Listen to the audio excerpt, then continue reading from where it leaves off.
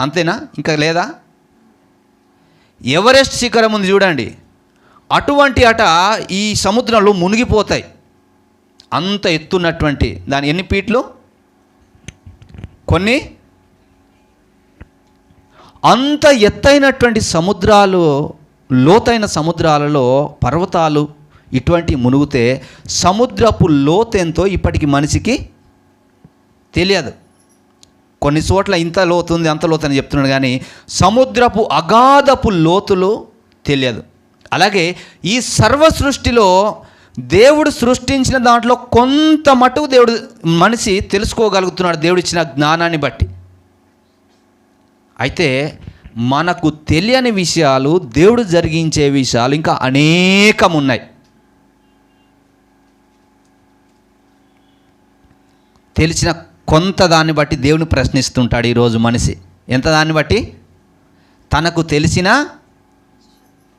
అందుకే దేవుని వాక్యం ఏముంటుందంటే, దేవుడు బుద్ధి జ్ఞానములను నరుని యొక్క హృదయంలో ఉంచాడు, కానీ దేవుని క్రియలను తెలుసుకోవడానికి ఆ జ్ఞానము సరిపోదు అని చెప్తున్నాడు.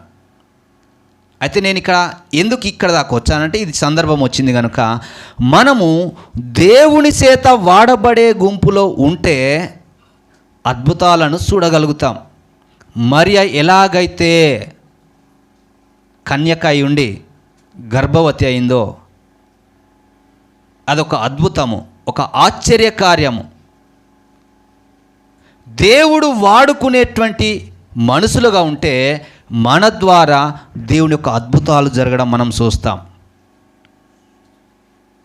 ఎలాంటి అద్భుతాలంటే, దేవుడు మనలను వాడుకుంటే పేతురు కుంటివాణ్ణి లెమ్మనేసరికి లేచాడు, గుడ్డివాని కనులు తెరవబడిననేసరికి తెరవబడ్డాయి.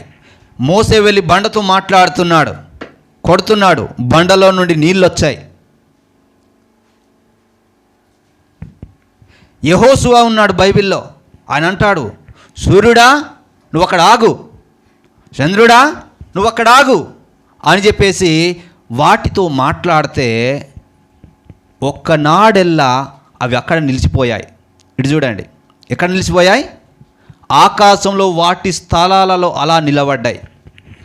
దేవుడు వాడుకునే మనుషులుగా మనం ఉంటే మన ద్వారా అతీతమైనటువంటి అసాధారణమైనటువంటి కార్యాలను దేవుడు జరిగిస్తాడు.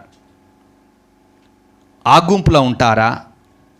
లేదా రెండవ గుంపు, దేవుణ్ణి వాడుకునే గుంపు?